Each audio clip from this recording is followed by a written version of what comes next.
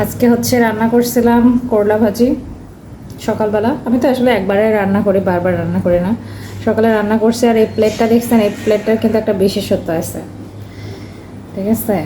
প্লেটটা বেশ কিছুদিন হচ্ছে বের হয়েছে আর তুলে রাখা হচ্ছে না।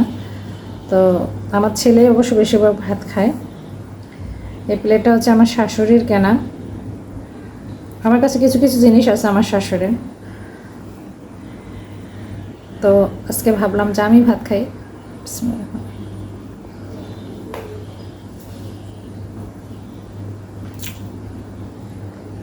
আমিও ছিলাম অবশ্যই প্লেটটা কেনার পর, আমার বিয়ের পরে কিনছে।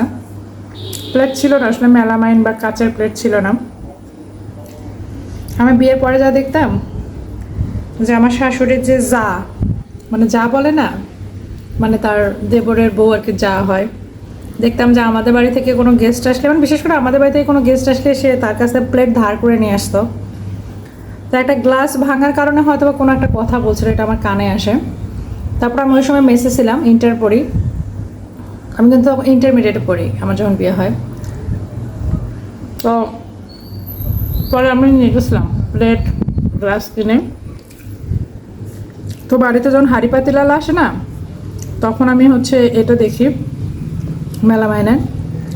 তো আমার শাশুড়ি আবার, উনি কিন্তু শৌখিন ছিল, কিন্তু ওনার শৌখিনতা যে একটা প্রকাশ করবে, একটা মানুষ আছে না যে ছেলে মেয়েদেরকে নিয়ে বা স্বামীকে নিয়ে, এই সুযোগটা আসলে তাদের কাছ থেকে সে পায় নাই। তো আমি যাওয়ার পরে আসলে তার কাপড় চোপড়ও ছিল, আমি দেখতাম যে আমার শাশুড়ির টাকা পয়সা ছিল, তারপরে দেখতাম যে অন্যের শাড়ি পরে কোথাও কোথাও যাইতো। আমার এটা একদম ভালো লাগতো না।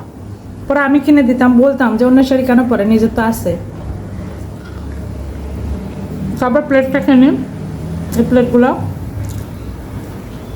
আরও জিনিসপত্র আছে, বাড়িতে গেলে তো দেখাবো আমার শাশুড়ির হাতের জিনিস অনেক কিছুই। এই হলো অবস্থা। আমাদের সংসারের বেশিরভাগ জিনিস আসলে আমার শাশুড়ি ছাড়া কোনোভাবে সম্ভব ছিল না, কারণ ওদের ফ্যামিলিতে আমি যতটুকু গল্প শুনছি আমার শাশুড়ির কাছে, আমার শ্বশুরের কিছুই ছিল না। আমার সংসারে যত যা কিছু হয়েছে সম্পূর্ণ আমার শাশুড়ির হাত ধরে। কারণ থাকে না এগুলো কিছু মানুষ আকাইমা, তো সেই রকম ছিল আমার শ্বশুর। তেমন কাজকর্ম কিন্তু উনি তেমন করতো না। সংসারের বেশিরভাগ পরিশ্রম কিন্তু আমার শাশুড়ি করতো। আমি নিজে গিয়েও দেখেছি যে উনি কতটা পরিশ্রম করতো। আমি ওনাকে না করতাম যে এত কিছু করে আপনার কোনো লাভ নাই, কারণ আপনি খাচ্ছেন না, পড়ছেন না, তো আপনার টাকা দিয়ে কী হবে? কারণ নিজের শরীর ঠিক না থাকলে কোনো কিছু ঠিক থাকে না। পরে আমার শাশুড়ি কিন্তু বুঝতে পারতো যে আমার কথাগুলোই কিন্তু সত্যি। তো দিন শেষে আসলে কেউ আপন নয়। তো যখন আসলে কিছু কিছু বিষয় যখন মনে পড়ে, ওনার কাছ থেকে আমার অনেকটা শিক্ষা গ্রহণ করছে। সবসময় নিজেরটা ভাববেন। হয়তো ছেলে মেয়ে ভাই বোন স্বামী যা ফুপু খালা এগুলো কেউ না, এগুলো জাস্ট সাময়িক।